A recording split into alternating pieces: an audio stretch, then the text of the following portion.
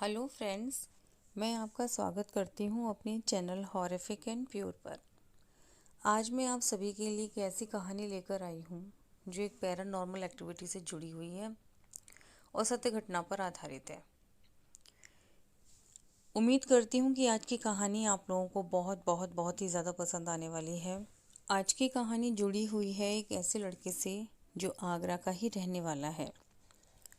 तो दोस्तों, टाइम को बर्बाद ना करते हुए सीधा कहानी पे चलते हैं।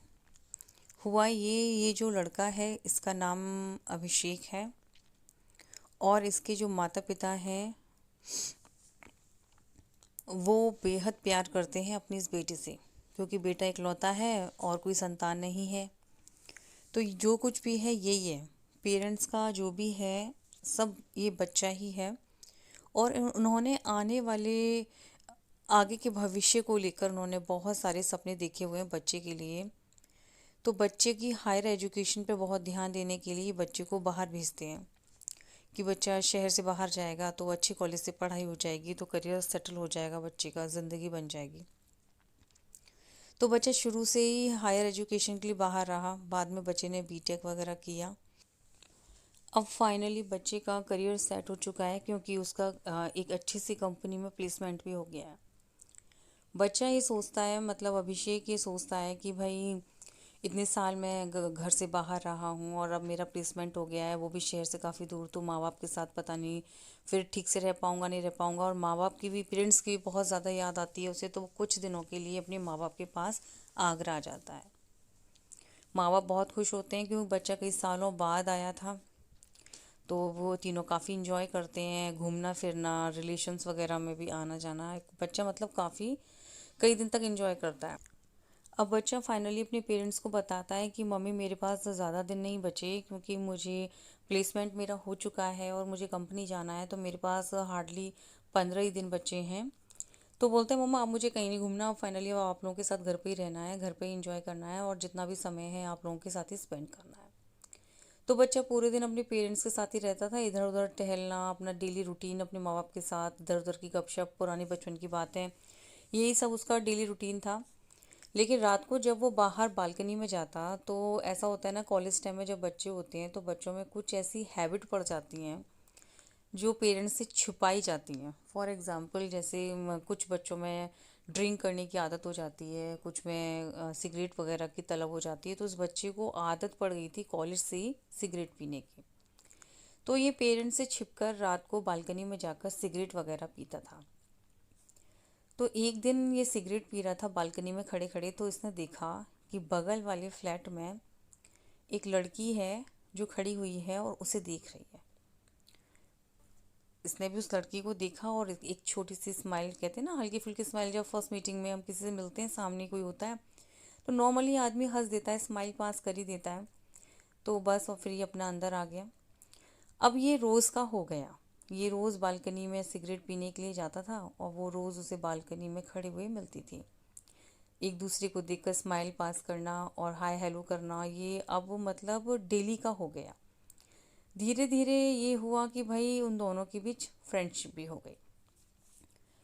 अब फ्रेंडशिप हो गई तो एक दूसरे के बारे में काफ़ी चीज़ें ये जानने लगे, बातें करने लगे बालकनी में खड़े खड़े। तो बात करते करते हुआ ये कि वो लड़का बहुत ज़्यादा उस लड़की को पसंद करने लगा और लड़की भी लड़के को, अभिषेक को बहुत ज़्यादा पसंद करने लगी। बहुत अच्छे फ्रेंड बन गए ये। पर अभिषेक का ये नहीं था कि मतलब फ्रेंड से ज़्यादा, मतलब उसने सोचा नहीं था, मतलब ये था कि बहुत अच्छी लड़की है और मेरी बहुत अच्छी दोस्त है, बस यहीं तक ही सीमित था।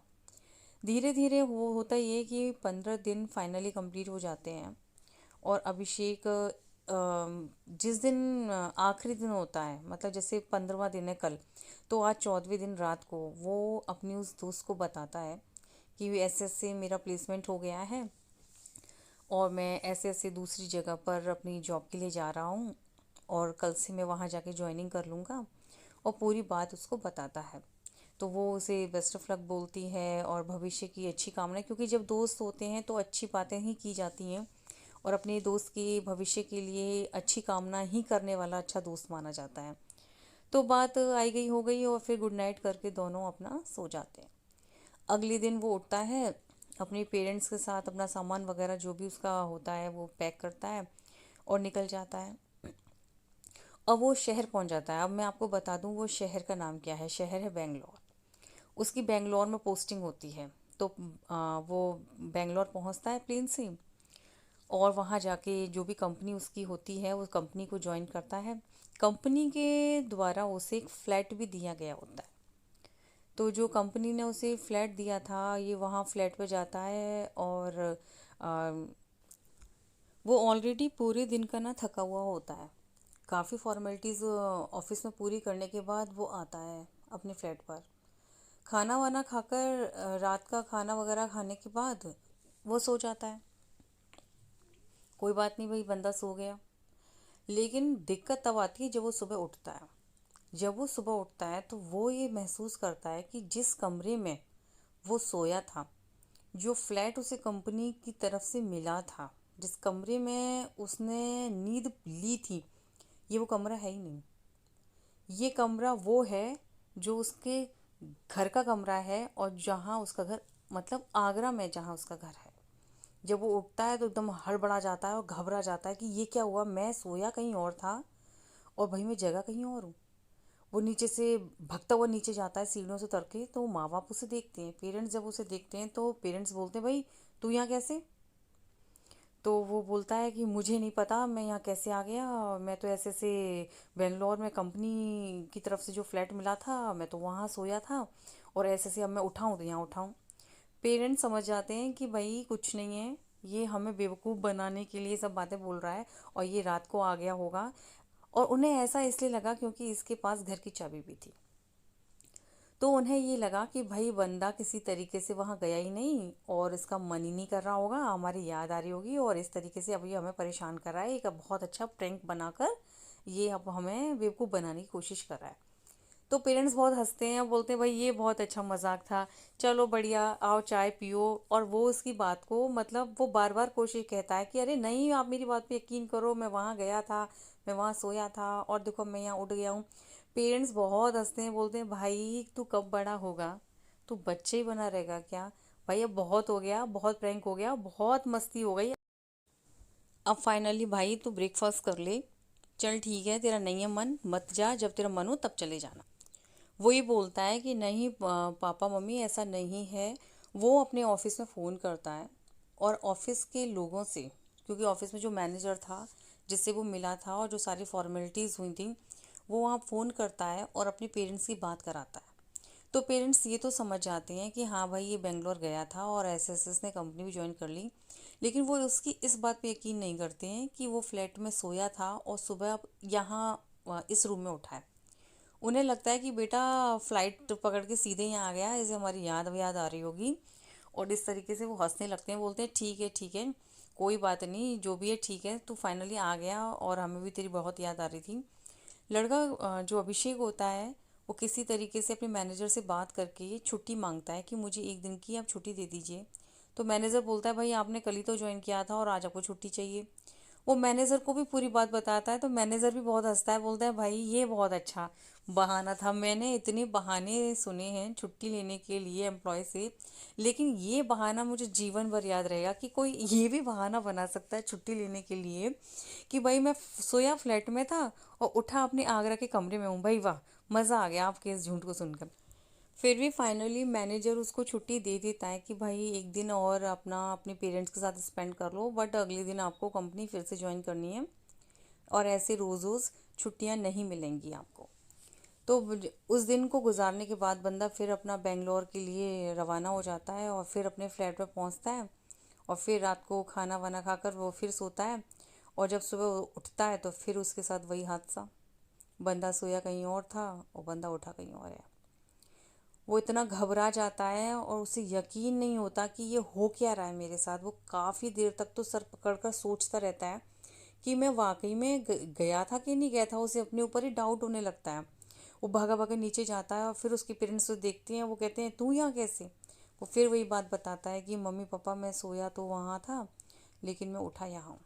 इस बार उसके पेरेंट्स थोड़ा सीरियस हो जाते हैं और वो सोचते हैं कि भाई ज़रूर कोई प्रॉब्लम है, ऐसा कैसे हो सकता है। तो बोलते हैं बेटा ज़रूर कोई रीज़न है, एक बार एक काम कर, तू फिर जा और एक बार फिर से कोशिश कर, हम भी यह देखें कि प्रॉब्लम क्या है, ये मतलब ये होता क्या है तेरे साथ कि तू सोता वहाँ है और तू उठ यहाँ रहा है। तो वो लड़का बोलता है कि आज मैं सोऊंगा ही नहीं, मतलब अपने पेरेंट्स से बोलता है कि मैं आज जाके वहाँ सोऊंगा ही नहीं, मैं देखना चाहता हूँ कि रात को वहाँ होता क्या है उस फ्लैट पर। तो होता ये है कि वो जाता है अपनी कंपनी में पूरे दिन जितने भी आवर्स होते हैं बंदा काम करता है। नई नई कंपनी थी, नए नए लोगों से मिलता है, नए नए प्रोजेक्ट्स मिलते हैं उसको। काफ़ी बिज़ी रहता है पूरा दिन, उसका काफ़ी शेड्यूल बिज़ी रहता है। रात को आता है थका हुआ, खाना वाना खाता है और सोने के लिए चला जाता है। फिर बोलता है नहीं आज मैं सोऊंगा नहीं, मैं आज पूरे दिन जगूंगा, पूरी रात जगूंगा, मतलब ये है मैं पूरी रात जगूंगा, मैं सोऊंगा नहीं और मैं ये देखूंगा कि अब मैं अपने घर आगरा जाता हूँ या नहीं जाता।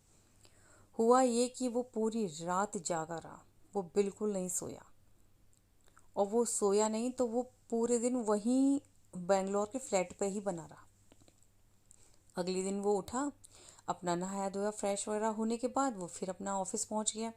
लेकिन ये कब तक चलता भाई, आदमी कब तक नहीं सोएगा, एक दिन नहीं सोएगा, दो दिन नहीं सोएगा, कब तक नहीं सोएगा।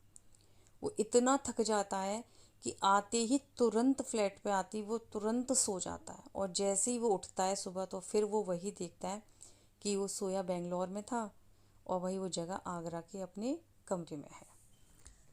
अब अभिषेक तो परेशान है ही, लेकिन उसके पेरेंट्स बहुत ज़्यादा परेशान हो जाते हैं। वो ये कहते हैं कि हमारे बच्चे के साथ ये क्या हो रहा है, और ये एक ऐसी चीज़ है, ये ऐसी घटना है कि जिसको ना हम प्रूफ नहीं कर सकते, हम किसी को बताएंगे भी ना तो सामने वाला यकीन नहीं करने वाला। ये कहेगा कि भाई मजाक कर रहे हो क्या, पागल वागल हो गए हो क्या, आज के ज़माने में किस तरह की बातें कर रहे हो। यहाँ इस स्टोरी को सुनने के बाद इतना तो क्लियर हो गया होगा कि भाई अभिषेक और उसकी फैमिली बहुत ही वेल एजुकेटेड लोग हैं। ये कोई कम पढ़े लिखे लोग, या ऐसा नहीं है कि ये लोग जागरूक नहीं हैं, लेकिन हम लोगों को ज़्यादातर ये लगता है कि जो लोग कम पढ़े लिखे होते हैं, जो गांव में रहने वाले लोग होते हैं, वो उनके साथ ही ना इस तरह के हादसे हुआ करते हैं। पढ़े लिखे लोगों के साथ इस तरह के हादसे नहीं हुआ करते, क्योंकि वो इस बात को समझते हैं कि ये चीज़ें होती ही नहीं हैं। पैरानॉर्मल एक्टिविटी जैसी कोई भी चीज़ नहीं होती। सभ्य समाज में ये सब एक भ्रम है जिसे पढ़े लिखे लोग बिल्कुल भी मानने को तैयार नहीं होते। यहाँ दिक्कत ये थी अभिषेक और उसके पेरेंट्स की कि उनको समझ में नहीं आ रहा था कि भाई ये प्रॉब्लम किसके साथ शेयर की जाए, क्योंकि ज़्यादातर लोग इस तरह की बातों पे यकीन नहीं करते।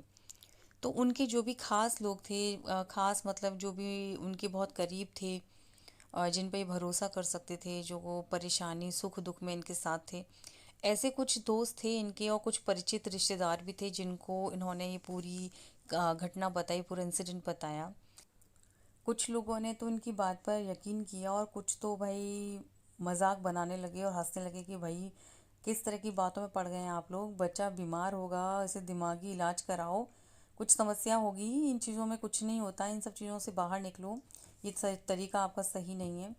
लेकिन कुछ रिश्तेदार और कुछ करीबी इनके ऐसे थे जिन्होंने बताया कि भाई हम जानते हैं कुछ लोगों को, हम एक बंदे को जानते हैं या हम उस ओझा को जानते हैं जहां आप अपने बच्चे को दिखा सकते हैं।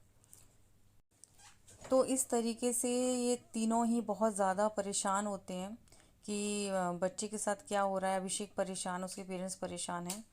तो आगे की कहानी अब आपको सेकंड पार्ट में सुनने को मिलेगी। आज का पार्ट यहीं तक। उम्मीद करती हूँ मैं उम्मीद करती हूँ कि आपको आज की कहानी, ये फर्स्ट पार्ट बहुत ज़्यादा पसंद आया है और आप आगे भी मेरी कहानियाँ सुनना चाहते हैं। तो आप मेरे चैनल को लाइक करें, शेयर करें और सब्सक्राइब